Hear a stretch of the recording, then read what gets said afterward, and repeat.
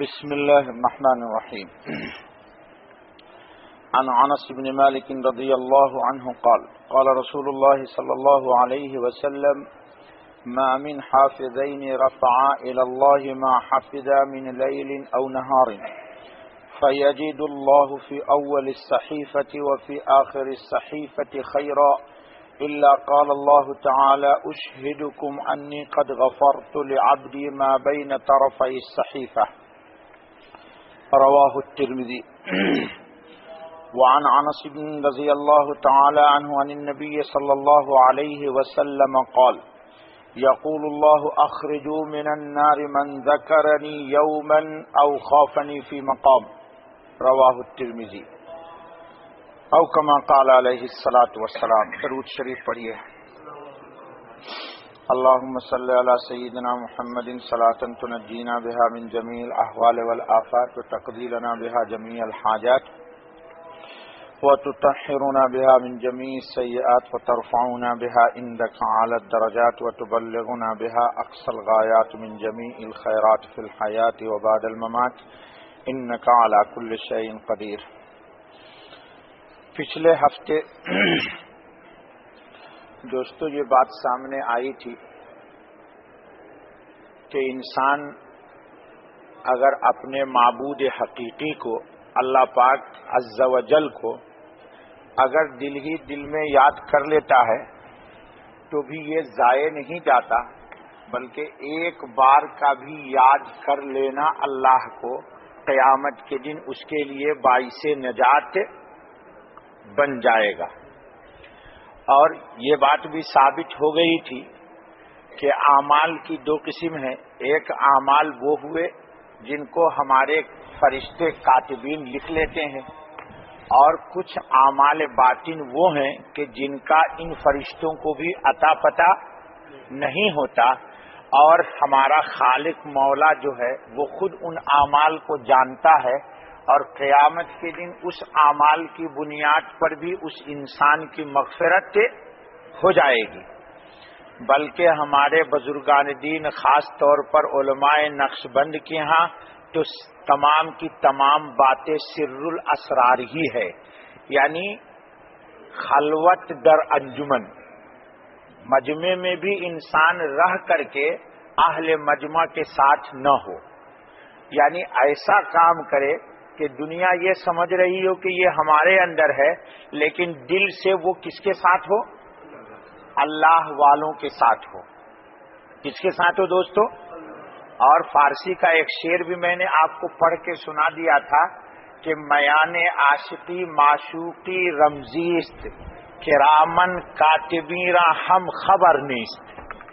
کہ عاشق اور معشوق کے درمیان کچھ راز کی ایسی باتیں ہوتی ہیں کہ جس کا فرشتوں کو بھی کرامن کاتبین کو بھی خبر نہیں ہوتا ہے. تو جب ہم اپنے اللہ رب عز و جل کی یاد سے دل کو معمور کر لیتے ہیں تو اس دل کے اوپر دسترس کس کی ہے دوستو؟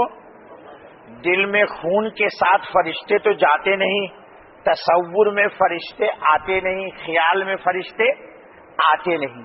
اس لیے میں نے کہا تھا کہ کبھی کبھی تنہائی کے اندر انسان خاموشی کے ساتھ اللہ کو یاد کر لے، اللہ کو یاد کر لے. اور اس کا ایک بہت بڑا فائدہ ہوتا ہے.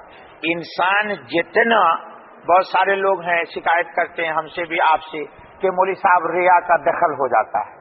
تو انسان خلوت میں تھوڑا اللہ کو یاد کیا کرے، یہ کیفیت خود بخود ختم ہو جائے گی اور تمام کے تمام اعمال میں اخلاص آ جائے گا. اخلاص کے حصول کے لیے بھی یہی ہے کہ انسان اعمال قلوب پر محنت کرے، دل کے اعمال پر محنت کرے. آج کی حدیث کا ماحصل بہت ہی عجیب ہے، بہت ہی خوش آئید. حضرت انس رضی اللہ تعالیٰ عنہ فرماتے ہیں کہ رسول اکرم صلی اللہ علیہ وسلم نے فرمایا، اللہ تعالیٰ ارشاد فرماتے ہیں ہم نے ابھی عصر کی نماز پڑھ لی، ہم نے ابھی عصر کی نماز پڑھ لی. دو نماز ایسی ہے کہ جس نماز میں یہ کرامن کاتبین کی شفٹنگ یا ڈیوٹی چینج ہوتی ہے، ایک فجر کی نماز اور ایک عصر کی نماز۔ حدیث کے اندر ہے، اسی کتاب میں وہ حدیث تفصیل سے آئندہ آ جائے گی جس کی طرف آج اشارہ ہے۔ اشارہ یہ ہے کہ رسول اکرم صلی اللہ علیہ وسلم نے فرمایا کہ عصر کی نماز میں جب انسان آتا ہے تو وہ فرشتے جو فجر کی نماز سے لے کر کے عصر کی نماز تک ڈیوٹی سنبھالے ہوئے تھے، جب انسان نماز کی حالت میں ہوتا ہے تو صبح ہم سے آنے والے فرشتے اپنا دفتر اس انسان کا کلوز کرتے ہیں جو صبح سے آئے تھے، اور عصر کی نماز میں آنے والے اپنی ڈیوٹی کا دفتر کھول دیتے ہیں۔ تو جانے والا یہ لکھتا ہے کہ میں نے فلان ابن فلان کو عصر کی نماز میں چھوڑا، اور یہ چھوڑ کر کے لکھ کر کے کہاں چلا جائے گا؟ اللہ کے پاس۔ عصر کی نماز میں اب دوسرے فرشتے جو آئے انہوں نے اپنے دفتر کی ابتدا یوں کی کہ میں نے اللہ کے اس بندے کو عصر کی نماز میں پایا، اور ابتدا عمل کی عصر کی نماز سے، اور جانے والے نے عمل کی انتہا کی اس بندے کی عصر کی نماز سے۔ اب یہ فجر والا عصر تک رہا، عصر والا اب کل صبح تک رہے گا۔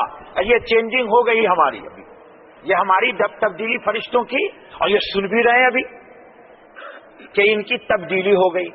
اب فجر کی نماز تک یہ ڈیوٹی سنبھالیں گے۔ جب ہم فجر کی نماز کے لیے آ جاتے ہیں یا فجر کی نماز میں ہوتے ہیں، یہ جماعت کے ساتھ، کیونکہ رسول اکرم صلی اللہ علیہ وسلم نے ایک روایت میں فرمایا، مولانا لوگ بیٹھے ہوئے ہیں، کہ جماعت کی نماز کا اہتمام کرنا من سنن الہدا ہے، من سنن الہدا۔ امام شافعی علیہ الرحمہ کے نزدیک من سنن الرواتب ہے۔ تو یہ جماعت کے ساتھ نماز پڑھنا، تو جب جماعت میں ہم آتے ہیں تو یہ فرشتے لکھیں گے فجر کی نماز میں کہ میں نے اس بندے کو فجر کی نماز میں چھوڑا، اور جو آنے والے ہوں گے وہ لکھیں گے کہ میں نے فجر کی نماز میں پایا۔ تو جانے والا لکھتا ہے کہ میں نے عصر میں چھوڑا، آنے والا لکھتا ہے میں نے عصر میں پایا۔ پھر فجر میں جانے والا لکھے گا فجر کی نماز میں میں نے چھوڑا، اور آنے والا لکھے گا کہ میں نے عصر کی نماز میں اس کو پایا۔ اب حضرت حق جل مجدہ بڑے قریب ہیں، بڑے رحیم ہیں۔ فارسی میں کہتے ہیں کہ رحمت حق بہانہ می جوید، رحمت حق بہا نمی جوید۔ اللہ کی رحمت بندوں کو بخشنے کے لیے بہانہ ڈھونڈتی ہے کہ کس کس بہانے سے میں اپنے بندوں کو بخش دوں۔ ان کو پتا ہے کہ ان کی میزان پر کائنات عالم میں کوئی بھی نہیں آ سکتا۔ ارے بابا، رسول اکرم صلی اللہ علیہ وسلم سے صحابہ نے پوچھ لیا، حضور نے جب کہا کہ صرف فضل سے جا سکتے ہو تو صحابہ نے کہا ولا انت یا رسول اللہ، اے اللہ کے نبی آپ بھی نہیں جائیے گا؟ تو حضور نے فرمایا ولا انا، میں بھی جنت میں اپنے عمل کی بنیاد پر نہیں جاؤں گا، الا ان یتغمدنی اللہ برحمتی، مگر یہ کہ اللہ اپنی رحمت کی چادر مجھ پر ڈال دے گا یا ڈال دیتا ہے۔ خیر، تو یہ فرشتے جانے والے نے لکھ دیا، آنے والے نے لکھ دیا، اللہ کو سب معلوم ہے۔ اللہ پوچھتے ہیں فرشتوں سے کہ یہ بتاؤ کہ تم نے کس حال میں چھوڑا؟ تو جو گیا تھا وہ لکھے گا میں نے عصر میں چھوڑا، یا یہ لکھے گا میں نے فجر میں چھوڑا۔ آنے والا لکھے گا، ہاں تو اللہ پوچھیں گے کہ تم نے پایا کس حال میں؟ تو وہ لکھے گا یا اللہ میں جب گیا تھا تو یہ عصر کی نماز میں تھا، اور جب میں آیا تھا تو یہ فجر کی نماز میں تھا۔ اور فجر والا لکھے گا کہ یا اللہ میں جب گیا تھا تو فجر کی نماز میں یہ تھا، اور عصر کی نماز میں میں نے اس کو چھوڑا۔ یہ باتیں یاد رکھیں۔ اب وہ حدیث سن لیجیے۔ تو حضور نے فرمایا کہ لو ترکتم سنت نبیکم لزللتم، اگر تم نے جماعت کے ساتھ نماز کے اہتمام کو چھوڑ دیا تو تم یقیناً گمراہ ہو جاؤ گے۔ یہ روایت ہے دوستو، حدیث ہے۔ حضور نے کیا فرمایا؟ لو ترکتم سنت نبیکم، اگر تم نے جماعت کے ساتھ نماز کے اہتمام کو چھوڑ دیا، اس سنت کو تم نے ترک کر دیا، لزللتم، تو لام تاکید کا داخل کیا اس پر مولانا، تو کیا کہا؟ یقیناً تم گمراہ ہو جاؤ گے، یقیناً تم کیا ہو جاؤ گے؟ گمراہ ہو جاؤ گے۔ تو گویا کہ یہ فضیلت کس کو ملے گی؟ جی آج میں نے اپنی مسجد میں بھی اسی پہ گفتگو کیا ہے، جو مجھے دہرانا نہیں ہے، کہ یہاں عجیب مسئلہ ہے، جماعت اول کا اہتمام لوگوں میں، ہر آدمی سوچتا ہے مسجد میں چلیں گے کوئی نہ کوئی جماعت تو، اور جماعت کو چھوڑ دیجئے، اس کے یہ بازار کی مسجد ہے، کسی حد تک ہم جواز کا فتویٰ بھی دے دیں گے، ایک اور بھی اجنبی ہے، ایک آدمی نماز پڑھ رہا ہے، ایک آئے گا اس کو ایک تھپڑ مار دے گا اور اس کے پیچھے کھڑا ہو جائے گا، ہاں وہ اب امام، وہ بیچارہ خود پڑھ رہا تھا، دوسرا آ کے اس کو امام بنا دیا، اب اس نے سلام پھیر دیا، اس کا مقتدی بقیہ نماز پوری کرنے کے لیے کھڑا ہوا، وہ تیسرا آئے گا اس کو ایک اور مار دے گا، وہ جو اور کھڑا ہو جائے گا، یہاں تک کہ یہ ہر ڈبہ انجن بنتا رہے گا، یہاں تک کہ عصر سے لے کے مغرب تک ایک امام کا سلسلہ چل رہا ہے۔ ہاں میں تو حیران ہوں بابا، تو حضرت مفتی شاہجہاں افغانی آئیں گے، ان سے بھی پوچھ لیجئے اس کی کوئی، ہاں میں نے بڑے بڑے شوافے سے پوچھا، میں تو 10 سال 15 سال آرمی میں رہا ہوں، شوافے کیا، میں نے ان سے پوچھا، کہتے بھائی ہمارے پاس کوئی دلیل اس کی اب تک صحیح نہیں ملی۔ خیر دوستو سن لیجئے دوستو میری طرف سے، تو اللہ جل مجدہ فرماتے ہیں کہ ان صحیفوں کے درمیان، یعنی لکھنے والے نے لکھا فجر اور عصر، دوسرے نے لکھا عصر اور فجر، اللہ فرماتے ہیں کہ اے فرشتوں تم تو کاتبین ہو نا، کرامن کاتبین ہو نا بھائی تم، یہ دونوں فرشتے کون ہیں اور ان کا کیا نام ہے؟ نہ اور اس کا اوریجنل نام بتائیے نا بابا۔ ما یلفظ من قول الا لدیہ رقیب عتید، موسیٰ لکھ مت سن، قرآن نے کہا تم جو کچھ بھی بولتے ہو مذاق میں، الا کہ بیوی کے ساتھ، وہ نہیں لکھے گا، وہ بیوی کے ساتھ مذاق کے کلمات بھی وہ حیان ہٹ جاتا ہے، اور یہ وہ عمل ہے بیوی کے ساتھ پیار کے کلمات کے اللہ ہی اس کو نیکی میں لکھ دیتے ہیں، اس کو کیونکہ فرشتے حیا اور شرم سے چلے جاتے ہیں، ٹھیک ہے۔ خیر دو فرشتے جو یہ ہے کرامن کاتبین، جن کو مجموعی طور پر کہا جاتا ہے، اللہ نے قرآن میں ان کا نام بتا دیا کہ ما یلفظ من قول الا لدیہ رقیب، یہ رقیب ہے اور یہ عتید ہے۔ رقیب کا کام ہے، رقیب کا ترجمہ اردو والا نہ کیجیے گا، عربی میں نگہبان، عربی میں اردو میں دشمن، اردو والا ترجمہ نہ کیجیے گا رقیب کا، اور یہ عتید ہے جو بدی انسان کے لکھتے ہیں۔ خیر اللہ ان سے فرماتے ہیں کہ تم نے عصر سے لے کے اب فجر تک، اور فجر والے کو کہتے ہیں تم نے فجر سے لے کے عصر تک جتنی بھی وہ باتیں لکھی ہیں کہ جن باتوں کی بنیاد پر میرے اس بندے کا قیامت میں حساب ہو یا اس کو کوئی سزا ملنے والی ہو، فرشتوں گواہ رہو کہ جب تو ہی شاہد ہے اس بات کا کہ دفتر تو نے ابتدا کیا عصر سے اور ختم کیا دفتر کو تم نے فجر پر، اور دوسرے سے کہا کہ تو نے ابتدا کی اس کے نام اعمال کی فجر سے اور تم نے ختم کی اس کے نام اعمال کی عصر کے اوپر، تو اس بیچ میں جتنی بھی اس سے کوئی ایسی لغزش ہو گئی کہ جس لغزش کی بنیاد پر میرے رسول محمد الرسول اللہ صلی اللہ علیہ وسلم کے سامنے کل قیامت میں اس کو کوئی رسوائی ہونے والی ہو، میں ان تمام حرکتوں کی مغفرت کرتا ہوں۔ تو ترمذی کی روایت سنا دی میں نے آپ کو، میں نے ایک بات کہی تھی نا، وہ اسی کی تکمیل ہے کہ اللہ تعالیٰ نے اپنے رسول سے کیا کہا تھا، وَلَسَوْفَ يُؤْتِيكَ رَبُّكَ، مولوی صاحب یاد رکھ لیجئے، اس کی تفسیر میں آپ کو تقریر میں کام آئے گی، کہ اللہ نے اپنے رسول سے کہا تھا کہ میں آپ کو اتنا دوں گا کہ آپ خوش ہو جائیے گا، راضی ہو جائیے گا۔ تو قیامت کے دن جب امت کے فجر اور عصر کے درمیان اور عصر اور گویا کے 24 گھنٹے کے درمیان جتنی بھی نامناسب حرکتیں ہوں گی، نامناسب حرکتیں ہوں گی، وہ تمام کی تمام اس کی، اب ہو سکتا ہے رفیق کو ابھی نہیں تو لیکن قاری صاحب کے یہاں جب جائیں گے چائے پینے تو اعتراض کر دے گا کہ مولوی صاحب کبیرہ کا کیا ہوگا، وہ بھی معاف ہو جاتا ہے کیا؟ تو سن لیجئے، مومن سے کبیرہ گناہ کا سرزد ہونا ممکن نہیں ہے، جزاک اللہ خیر، لیکن اگر بتقاضۂ بشریت انسان بہرحال انسان ہے، اگر ہو گیا تو گناہ کبیرہ اگر سرزد ہو گیا تو وہ توبے سے معاف ہو جاتا ہے۔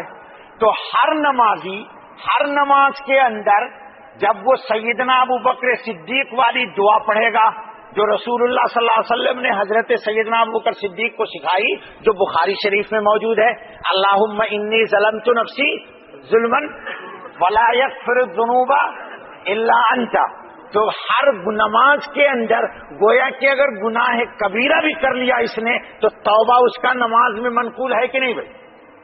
تو توبہ اس کا توبہ کبیرہ کا گناہ میں معاف ہونا یہاں موجود ہو گیا۔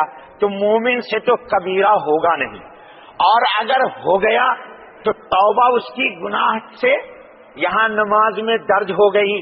اور پھر کسی بڑے سے بڑے گناہگار سے بھی پوچھ لیجئے جو بڑے جرائم کرتا ہے، کبائر کا ارتکاب کرتا ہے، آپ اسی سے جا کے پوچھ لیجئے۔ میرا بہت تجربہ ہے، مجھ سے خود ایک صاحب نے کہا کہ مولانا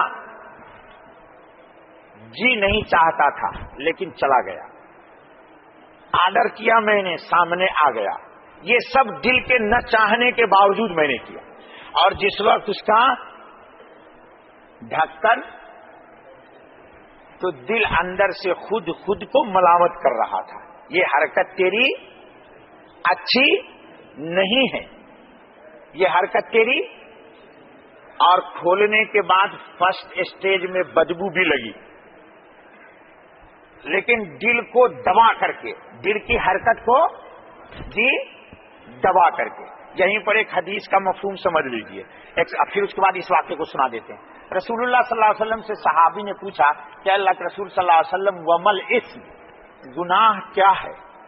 کہیے صلی اللہ علیہ وسلم، یقین جانیے بڑی زبردست بات کہہ دی حضور نے، کیا فرمایا؟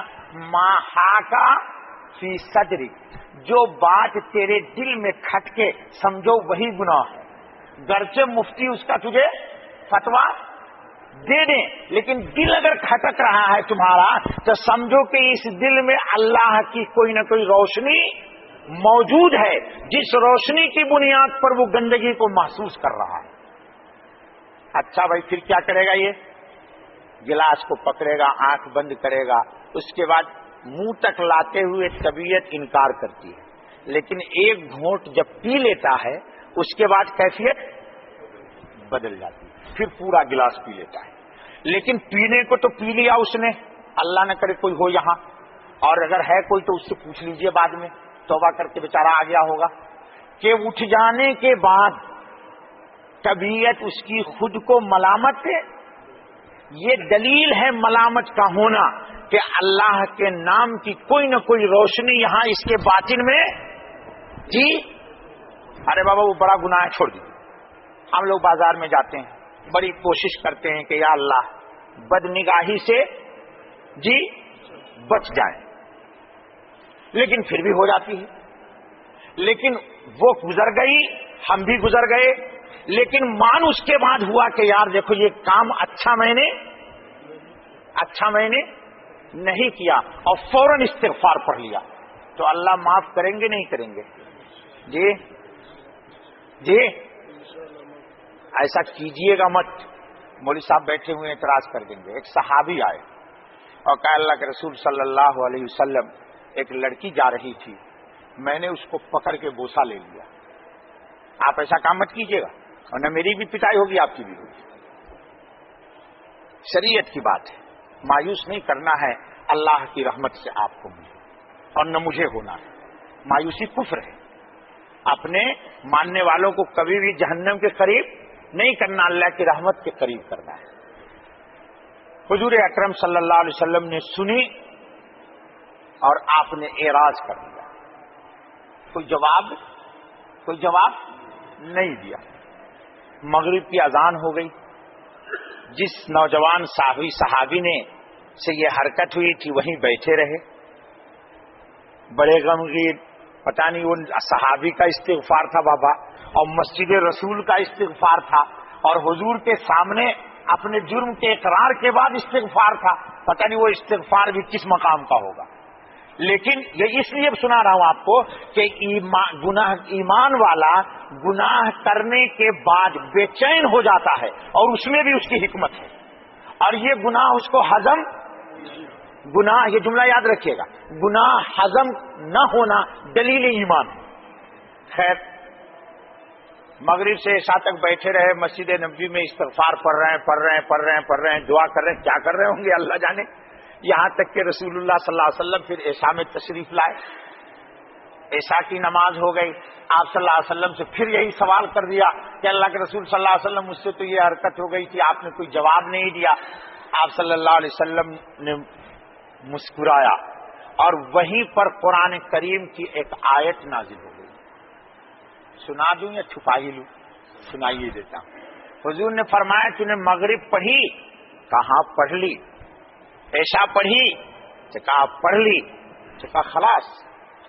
ہائے میرے رسول صلی اللہ علیہ وسلم کتنے رحیم ہیں، اور اللہ بھی کتنا رحمان و رحیم ہے، اسی لیے اس نے رحمت للعالمین جیسا امت دیا۔ کیا فرمایا؟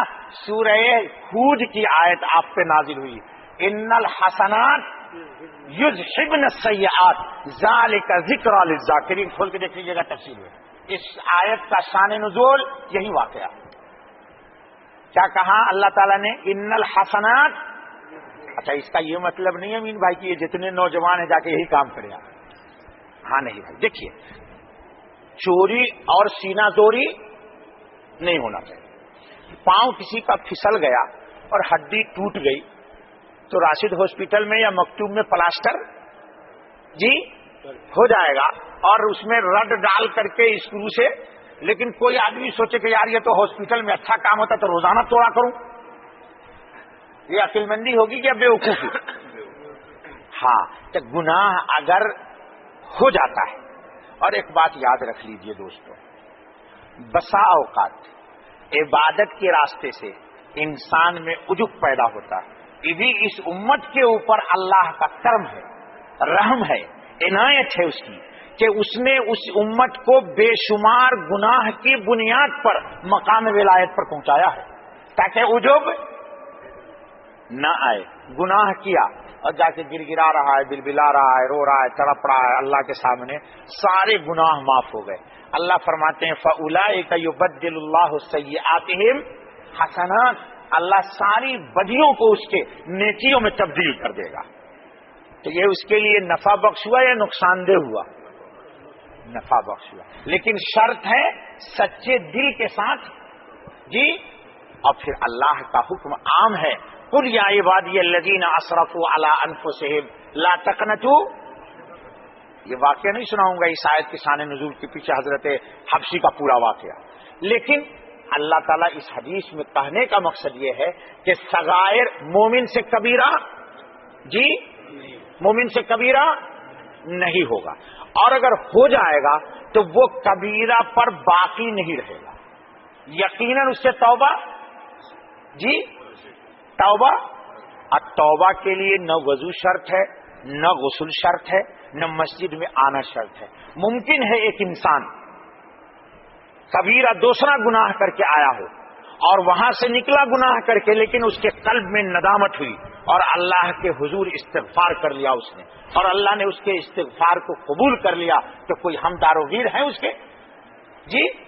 اسی لیے رسول اکرم صلی اللہ علیہ وسلم نے ایک حدیث میں فرمایا کہ کسی بھی انسان کو اس کے گناہ پر تانا جی نہ دو۔ حضور نے فرمایا ممکن ہے وہ اس گناہ سے توبہ کر چکا ہو اور تم اس گناہ کا اس کو تانا دے رہے ہو، تو حضور نے فرمایا کہ اس ذات کی قسم کہ جس کے قبضے قدرت میں محمد کی جان ہے، یہ تانا دینے والا اس وقت تک نہیں مرے گا جب تک کہ یہ خود اس بیماری میں مبتلا۔ اب ایک آدمی نے زنا کیا اور زنا سے توبہ کر لیا، مسجد میں آ گیا، اللہ اللہ کرتا ہے، آپ سے اس نے کوئی خیر کی بات کہی، آپ نے کبھی زنا نہیں کیا، کہتے ہیں چھوڑو یار، میں جانتا ہوں یار 70 چوہا کھا کے بلی چلی حج کو۔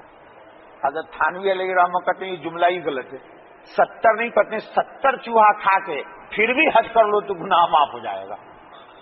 جی اردو میں بول دیتے بھائی 70 چوہا کھا کے بلی چلی حج کو، کہتے ہیں کیا، ارے چھوڑ یار، میں جانتا ہوں یہ نوجوان کو کل تک یہ کیا تھا، ابھی آج باتیں کرنے لگا۔ کبھی بھی یہ جملہ حضور صلی اللہ علیہ وسلم فرماتے ہیں فَيَرْحَمَ اللَّهُ وَيَبْتَلِيكَ، اللہ اس پر رحم کر دے گا اور تمہارے اس تانا دینے کی بنیاد پر وہ برائی جس میں وہ مبتلا تھا تم کو مبتلا کر دے گا۔